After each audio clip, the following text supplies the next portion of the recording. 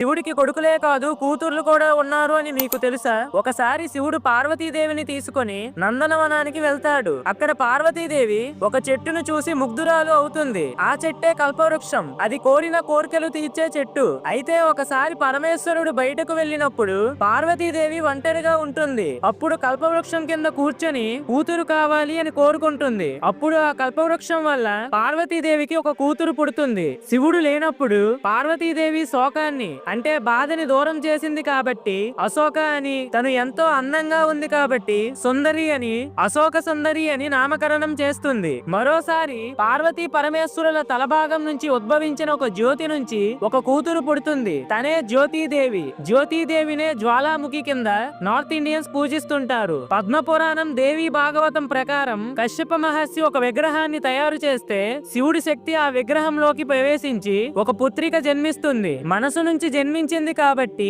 మానసాదేవి అని పిలుస్తారు. ఫ్రెండ్స్, ఓం నమః శివాయ అని కామెంట్ చేయండి.